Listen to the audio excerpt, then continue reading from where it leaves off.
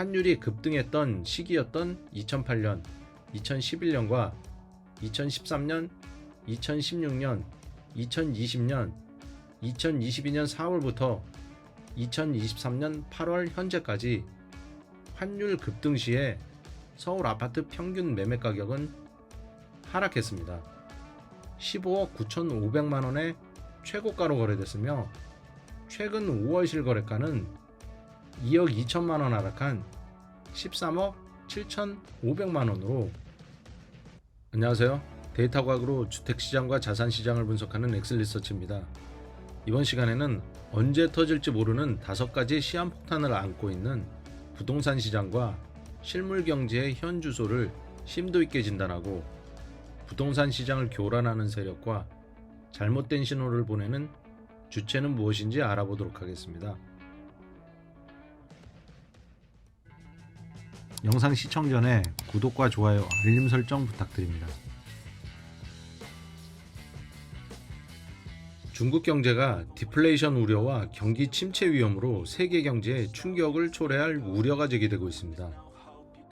캐나다 금융 리서치 업체 BCA 리서치에 따르면 지난 10년간 중국은 전 세계 경제 성장의 약 40%를 담당했습니다. 미국 조 바이든 대통령은 최근 중국 경제 문제를 언급하면서 시한폭탄이라는 표현을 했는데, 실제 세계 경제에 시한폭탄이 될 수 있다는 경고로 해석되고 있습니다. 대한민국 부동산 시장이 안고 있는 첫 번째 시한폭탄은 중국 경제 위기 상황입니다. 대한민국 수출과 수입 1위 국가인 중국의 경기 침체라는 시한폭탄이 터지면 한국 경제는 대재앙이 될 수 있습니다. 관세청 통계를 보면 2023년 5월 말 현재 대중국 무역수지 적자는 17.1조 원을 기록했습니다. 그에 비례해 전년 동월 대비 총 통화량 역시 62.2조 원이나 됩니다. 무역 적자 심화로 유동성이 대폭 감소했기 때문에 하반기 총 통화량 증가세가 회복되긴 힘들 것으로 보입니다. 이 차트는 무역 수지와 서울 아파트 매매 가격을 비교한 지표로 이를 통해 무역 적자가 부동산에 얼마나 밀접한지 알 수 있습니다. 무역 수지 감소기인 2009년에서 2013년 서울 아파트 매매 가격은 마이너스 20.4% 하락했습니다. 2021년 9월에서 2023년 3월까지 15개월 연속 무역 적자를 기록했던 기간에 서울 아파트 평균 매매 가격은 마이너스 31.1% 하락했습니다. 부동산 시한폭탄 두 번째는 경상수지 악화에 따른 시중 유동성 급감입니다. 한국은행은 통화정책을 완화하거나 긴축하면서 화폐량을 통제합니다. 2021년 4월부터 시중 유동성은 연일 사상 최대 증가량을 기록하기 시작했습니다. 그러나 올해 5월까지 경상수지 악화, 무역수지 적자로 인한 외환보유고 감소로 유동성은 대폭 축소되고 있습니다. 총 통화량 증가와 감소를 통해 유동성을 추정하고 돈의 이동 경로를 알 수 있습니다. 주식형 수익증권 증가 시 돈은 주식시장으로 흐르며 정기예금 증가 시 위험관리를 위해 돈은 예금은행으로 이동하는 걸 알 수 있습니다. 총 통화량과 서울 아파트 평균 매매 가격을 비교한 지표입니다. 경상수지가 악화되며 유동성이 축소하는 시기 부동산 시장은 침체기를 겪었습니다. 경상수지가 개선되며 유동성이 증가했던 시기 서울 아파트 시장은 과열기였습니다. 이 지표에서 확인할 수 있듯 2022년부터 총 통화량 증가세가 눈에 띄게 둔화하면서 서울 아파트 시장은 하락하고 있습니다.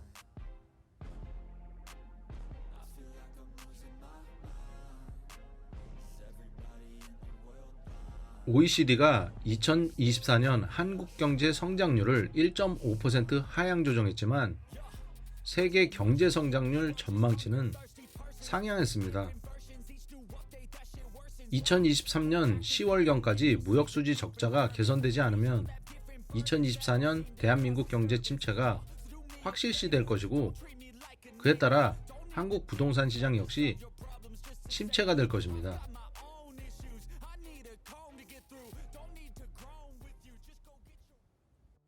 총통화량과 경상수지는 부동산 시장과 높은 상관관계를 갖습니다. 경상수지 악화 시 부동산 시장에 악영향을 미치기 때문입니다. 환율 상승 시 경상수지가 악화되며 시중 유동성이 감소해 주식시장은 하락합니다.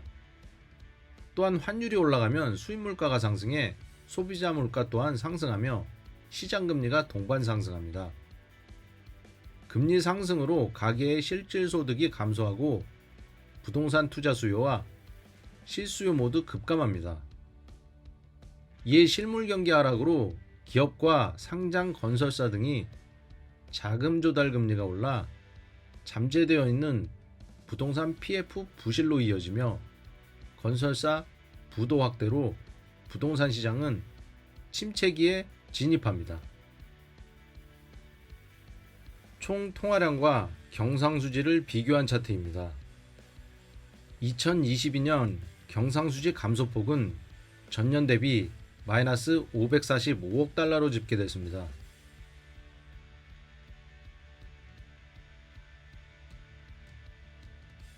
(2022년) 총통화량 또한 전년 대비 67조 원 감소했습니다.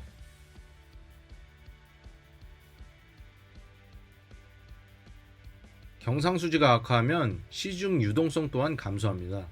경상수지는 2023년 5월까지 악화되고 있으며 부동산 시장이 잠깐 반등하긴 해도 상승세가 지속되긴 어렵습니다.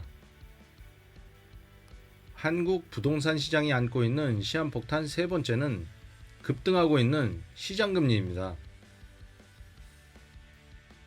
주택담보대출 금리가 다시 7%에 근접하고 있습니다. 기준금리는 7개월째 3.5%로 동결되어 있지만 주택담보대출 금리는 하락했다가 다시 상승하고 있습니다.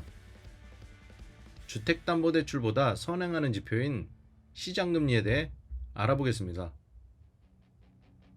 기준금리는 한국은행의 정책금리입니다. 인플레이션 2%가 지속되면 금리 인상을 결정합니다. 그러나 시장금리는 채권시장에서 결정되며 국채, 은행채, 회사채 등이 있습니다. 코픽스 금리란 국내 8대 주요 은행의 자금 조달 금리 평균치를 말합니다. 코픽스는 시장금리와 연동합니다. 또한 주택담보대출 금리는 코픽스 금리의 영향력 아래에 있습니다. 시장금리 상승 시 주택담보대출 금리는 상승하고 시장금리 하락 시 주택담보대출 금리는 하락합니다. 서울 아파트 평균 매매가격과 시장금리와의 상관관계를 분석한 지표입니다. 녹색은 시장금리 상승을 의미하며 빨간색은 시장금리 하락을 의미합니다. 시장금리가 상승할 때 아파트 가격은 하락했으며 시장금리가 하락할 때 서울 아파트 가격은 상승했습니다. 이 지표에서 확인할 수 있듯이 2023년 상반기부터 시장금리 하락으로 아파트 매매 가격은 상승했습니다. 4월부터 시장금리 중 회사채 금리가 상승하고 있으며 은행채 또한 회사채이기 때문에 주택담보대출 금리도 상승하고 있습니다. 2023년 하반기 아파트 시장은 시장금리 상승 영향으로 다시 하락할 가능성이 매우 높습니다. 2023년 4월부터 시장금리인 회사채 AA- 등급 월별 가중 평균금리가 4.072%에서 4.437%로 상승하고 있습니다. 결국 하반기 부동산 시장은 시장금리 상승 여부가 중요한 변수로 자리할 것이고, 시장금리는 국내외 거시경제 영향권 아래서 움직일 것입니다. 특히 앞선 챕터에서 설명드린 대로 중국 경제와 밀접한 무역수지, 경상수지 개선 여부가 결정할 것입니다. 시장금리 급등 시 주택담보대출금리도 동반 상승하기 때문에 아파트 매매 가격 역시 하락했으며, 2006년 이후 현재까지 집계된 분석 지표가 이를 증명하고 있습니다.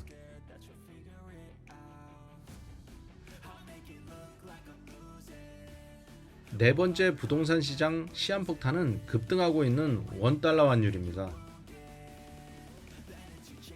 수출 주도형 산업 구조를 이루고 있는 우리나라는 특히 환율이 부동산 시장과 매우 높은 상관성을 갖고 있습니다.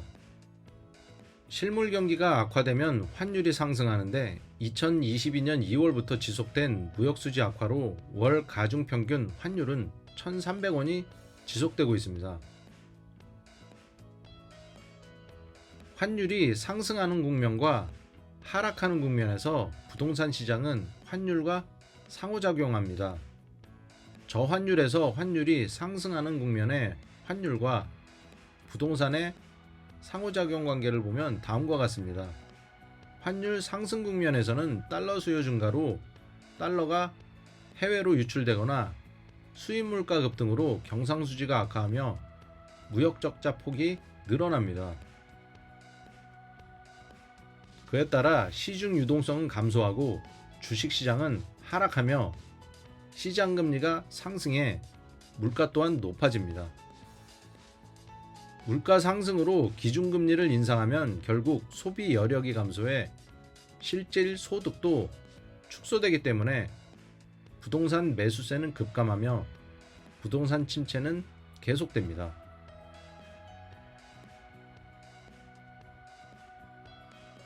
(2006년부터) 국토교통부에서 집계하는 서울 아파트 평균 매매 가격을 비교한 지표를 보면 환율이 급등했던 시기였던 2008년, 2011년과 2013년, 2016년, 2020년, 2022년 4월부터 2023년 8월 현재까지 환율 급등 시에 서울 아파트 평균 매매 가격은 하락했습니다.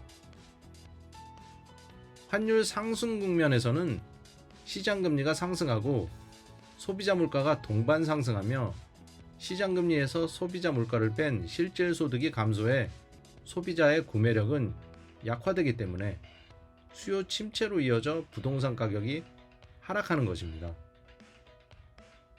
반면에 국제유가가 하락하고 수입 원자재 가격이 하락하는 환율 하락 국면에서는 경상수지가 흑자로 전환되고 달러 공급량이 늘어나 원화로 환전하는 화폐가 증가해 시중 통화량 또한 증가합니다.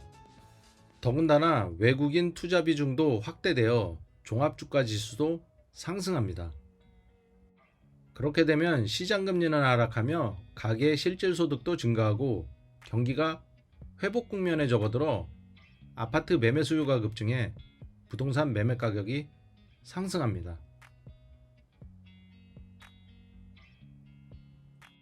2006년부터 국토교통부에서 집계한 아파트 실거래가와 원달러 환율을 분석한 지표입니다. 2009년과 2010년 미 연준에서 양적 완화로 환율이 일시적으로 하락했을 때 아파트 평균 매매 가격은 상승했습니다. 무역 흑자가 본격적으로 시작되며 환율 안정기에 접어든 2012년, 2013년, 2015년, 2017년 10월부터 2018년 1월까지 서울 아파트 평균 매매 가격은 상승했습니다. 또한 2020년 9월에서 2021년 1월까지 지속된 환율 하락 안정기에도 서울 아파트 매매 가격은 상승했습니다. 환율의 하락 안정이 실수요자의 소비여력 증가와 실질소득 증가로 이어져 구매력이 높은 수준으로 향상되어 투자 수요가 급등했기 때문입니다.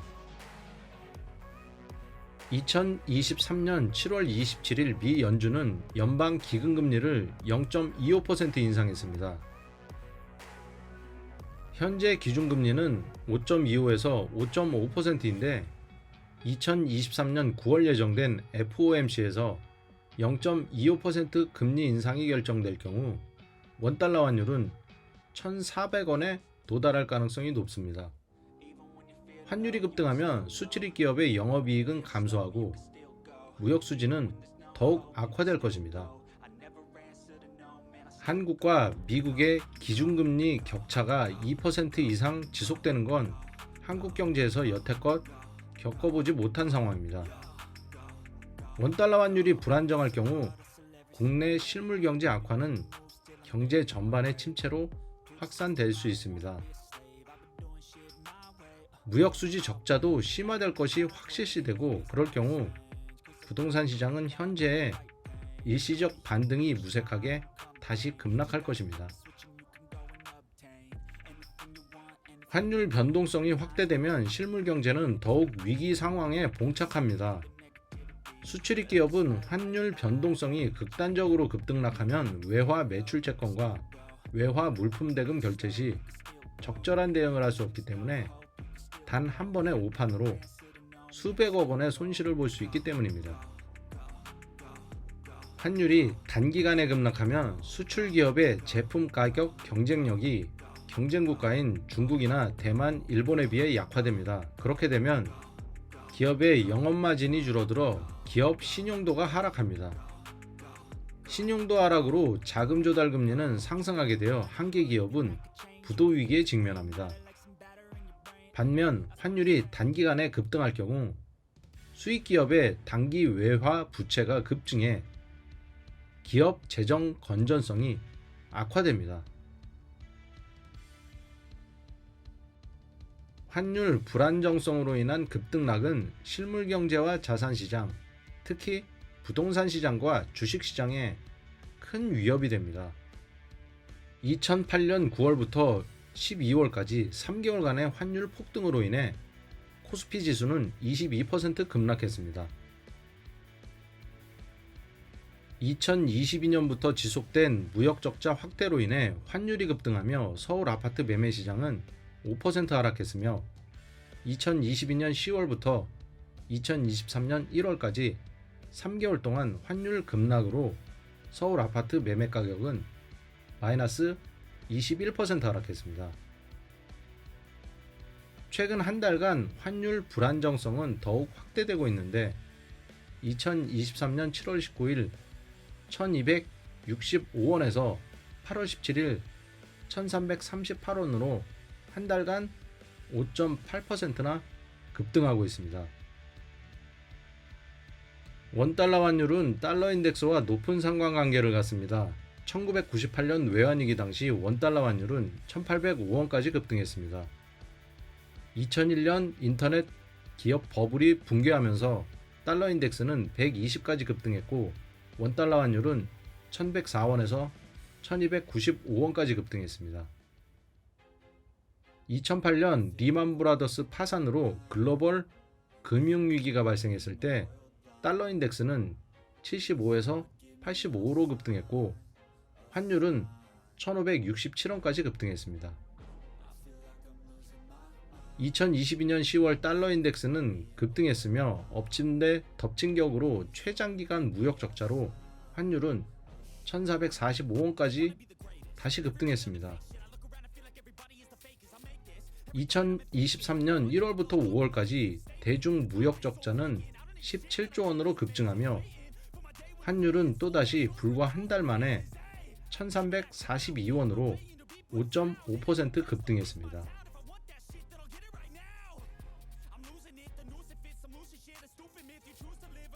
경기 침체 우려와 달리 미국 경제 2분기 경제 성장률은 2.4%로 세계에서 가장 강력한 성장세를 보이고 있습니다. 반면 중국 경제는 물가가 지속적으로 하락하며 금리 인하 등 통화 정책을 완화해야 할 만큼 악화되고 있습니다.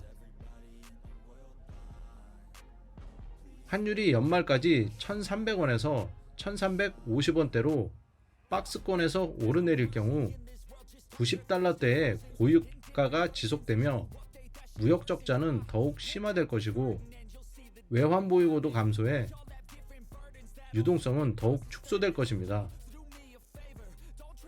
그렇게 되면 2024년엔 환율이 1,500원까지 도달할 환경이 조성되어 한국 경제는 심각한 침체가 고착화될 수 있습니다.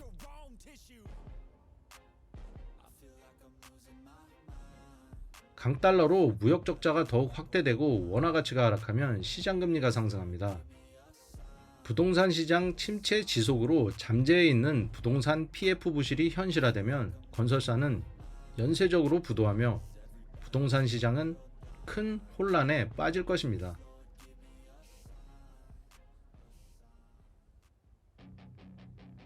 이 지표는 1995년부터 올해 6월까지 환율과 서울 아파트 평균 매매 가격을 비교한 것입니다. 원달러 환율이 1,500원까지 치솟을 경우 아파트 시장은 한 번도 경험해보지 못한 침체기에 접어들 수도 있습니다. 따라서 실수요자들께서는 불가피한 경우를 제외하고 환율 상승 국면에서는 큰 손실을 떠안을 수 있기 때문에 아파트 매매는 하지 말아야 합니다.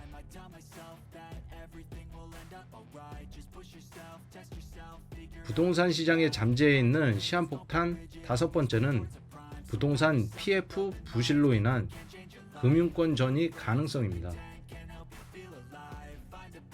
한국 자산시장에서 부동산 비중은 매우 높습니다. 특히 가계자산의 대부분인 부동산은 매우 높은 위험에 노출되어 있습니다. 이 지표는 2022년 말과 현재까지 자산시장별 시가총액과 부채를 비교한 차트입니다. 2022년 말 주택시장 시가총액은 6,209조 원으로 채권시장과 주식시장 시가총액의 합보다 1,485조 원이 많습니다. 부동산 금융은 가계와 기업이 부동산 취득, 임대, 부동산 개발을 통해 발생하는 자금 조달 행위 등을 말합니다. 2023년 3월 한국금융연구원 자료에 따르면 부동산 금융 위험 노출 규모는 가계 및 기업 대출을 포함해 2,697조 원을 차지하는데 주택시장 시가총액의 약 43%나 됩니다. 한편 부동산 금융 익스포저 2,697조 원 중 금융기관 익스포저는 1,341조 원을 차지합니다. 비은행권인 보험사 및 증권사, 카드사, 그리고 캐피탈사의 익스포저는 591조 원이며 44% 비중을 차지하고 있습니다.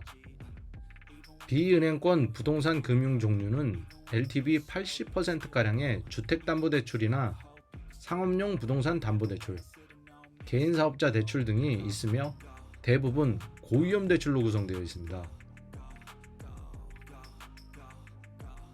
그렇기 때문에 시장금리 인상과 경기 침체가 지속되면 연체율이 높아지며 고위험 대출이 많은 비은행권 금융사의 재무 건전성이 악화될 가능성이 매우 높습니다. 부동산 PF의 위험성은 단계별 리스크를 선형적으로 나열해보면 명확히 드러납니다. 부동산 PF 대출은 크게 3단계로 나눠집니다. 토지 매수 단계에서의 브릿지론과 상업 승인 후에 집행되는 본 PF 대출, 준공 후에 부동산 매매 단계에서의 부동산 담보 대출로 이루어져 있습니다. 부동산 PF 대출은 사업성을 담보로 대출이 실행되기 때문에 사업성 악화 시 담보 가치가 급락해 자금난에 봉착합니다. 왜냐하면 부동산 시장 호황기에 산정한 사업성은 부동산 시장이 침체되면 순이익률이 대폭 감소하기 때문입니다. 더군다나 아파트 분양시장 침체로 인해 담보가치도 하락하기 때문에 사업주체의 영업손실은 기하급수적으로 확대됩니다. 더욱 위험한 것은 건설사와 시행사, 연쇄 부도뿐만 아니라 부동산 PF 담보대출 채권을 보유한 비은행권까지 부도 위험이 전이돼 금융 시스템 붕괴로 확산될 수 있다는 사실입니다.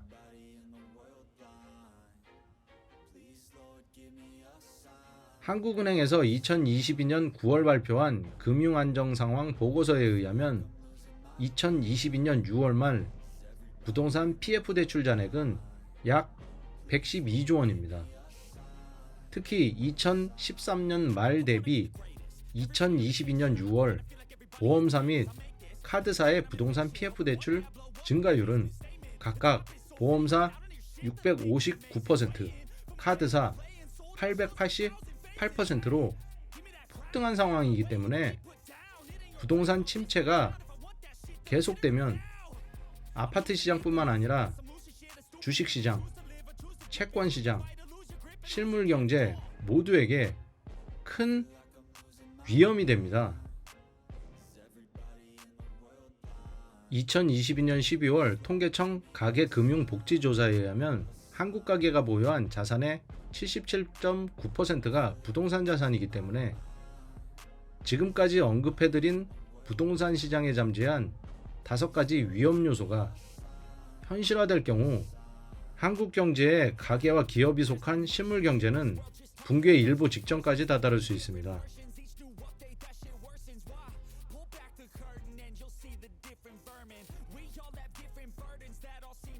최근 7월까지 거래된 서울 및 경기도 아파트 실거래가 현황입니다. 강남구 도곡동에 위치한 도곡 렉슬 아파트는 수인분당선 한티역 도보 3분 거리 초역세권 아파트로 2006년에 준공했으며 세대수는 3002세대입니다. 32평형 A타입 아파트가 2021년 9월에 32억 원의 최고가로 거래됐습니다. 그러나 최근 7월 거래된 실거래가는 6억 5천만 원 하락한 25억 5천만 원입니다. 최고가에서 마이너스 20.3% 하락했습니다. 2023년 1월 가장 최저가로 거래된 실거래가 하락률은 마이너스 26.6%였습니다. 서초구 반포동 지하철 9호선 사평역 도보 3분 거리에 위치한 반포 리치 아파트는 2011년에 준공했으며 세대수는 1119세대로 대단지 아파트입니다. 34평형 B타입이 2021년 11월 34억 9천만 원에 최고가로 거래됐으며 최근 6월 실거래가는 28억 2천만 원으로 최고가에서 마이너스 19.2% 하락률로 6억 7천만 원 하락했습니다. 수원 영통구 광교 신도시에 위치한 광교 자이언앤 힐스테이트 아파트는 2012년에 준공했으며 광교 중앙역 20m 초역세권 아파트로 1764세대 18개 동이 배치된 대단지 아파트입니다.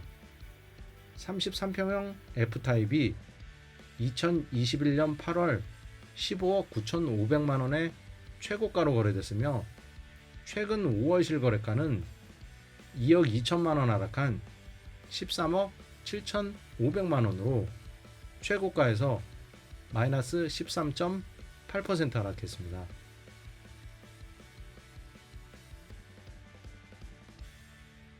성남시 분당구 임해동 임해촌 한신아파트의 준공연도는 1993년이며 세대수는 1184세대 12개 동이 배치되어 있습니다.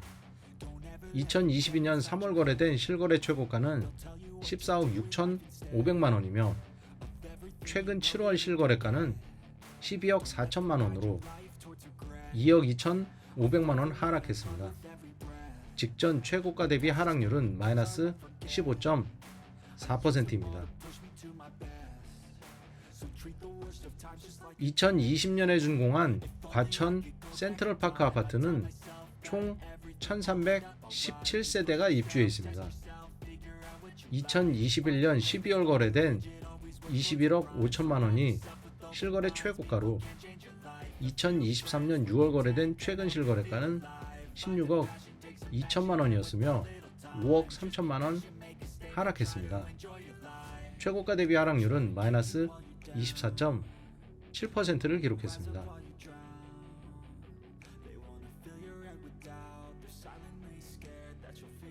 7월부터 현재까지 집값 상승 기사가 연일 쏟아지고 있습니다. 기사에 인용된 전문가는 강남권이 미래 자산 가치가 높으며 그곳은 확실하게 오를 지역과 단지가 많기 때문에 집값이 오른다는 논리를 펴니다. 또 다른 기사는 마치 국토연구원이 상승 국면에 진입한 걸 공식적으로 발표한 것처럼 기사 제목을 만들었습니다. 그러나 기사 본문 어디에도 국토연구원이 부동산 시장이 상승 국면에 진입했다고 주장한 내용은 없습니다. 이렇게 언론사는 일시적인 상승 근거만 나타나도 자신들의 입맛에 맞는 논리를 전해줄 전문가의 주장이나 국책기관의 권위를 악용해 집값 상승을 호도하는 기사들을 끊임없이 쏟아냅니다. 이렇게 언론이 실수요자에게 시장 현황을 호도하는 기사를 생산하는 목적을 이해하려면 투기적 가수요와 실수요자에게 부동산 정보를 제공하는 이해 관계자가 누구인지 알아야 합니다. 일시적 반등을 지속적인 집값 상승으로 호도하는 주장이나 공급 부족 등의 특정 논리는 부동산 시장 이해 관계자가 주로 유통시킵니다. 은행 및 증권사에 소속된 부동산 연구원, 애널리스트, 건설사 소속 건설 정책 연구소, 부동산 시장 분석업체, 건설회사 소유의 경제지 일간지, 그리고 부동산학과 관련 교수, 부동산 투자사, 재개발 재건축 관련 도시정비업체가 주로 부동산 정보를 유통하는 주체들입니다. 공급 부족론이나 집값 상승 등의 호도된 기사가 유통하는 과정에서 가장 많은 이익을 보는 주체가 어디일까요? 먼저 부동산 시장 이해관계자와 공급 부족론자가 집값 상승이나 공급 부족으로 가격이 상승한다는 논리를 펴며 투기적 가수요자와 실수요자의 불안 심리를 조장합니다. 투기적 가수요자와 무주택 갭 투자자가 적극적으로 매수하며 매매 가격이 급등하고 집값이 상승하게 되며 정부가 뒤늦게 수요 억제 정책을 펴니다. 곧 언론에서는 주택 공급이 부족함에도 규제를 한다며 정부 정책을 비판하고 부정적 여론을 확산시킵니다. 수많은 실수요자가 뒤늦게 추격 매수에 나서고 결국 아파트 가격이 폭등하며 그에 편승해 신규 공급자인 건설사는 아파트 분양 가격을 더욱 높여 이익을 극대화시킵니다. 이런 부동산 정보 유통 경로에서 보듯 부동산 시장의 왜곡된 정보나 터무니없는 공급 부족론으로 주로 이익을 보는 주체는 주택 공급자인 건설회사, 임대인과 투기적 가수요자, 무주택 갭 투자자인 것입니다. 주택 실수요자들께서는 부동산 이해관계자나 언론의 호도된 기사에 부안해동해서는 안됩니다. 시카고 상품거래소인 CME 페드워치의 금리 예측 도구에서는 2023년 9월 FOMC에서 연방 기금금리가 5.5%로 동결될 확률이 약 86.5%로 예측하고 있습니다. 한미 금리 차 2%가 지속될 경우 강달러로 환율은 급등할 것입니다. 그럴 경우 국내 자산시장에서 시중 유동성은 더욱 감소할 것이고 원달러 환율이 2024년에는 1,500원에 도달할 수도 있습니다. 환율이 1,500원에 도달할 경우 시장금리가 폭등할 것이고 2024년 아파트 시장은 붕괴될 수 있습니다.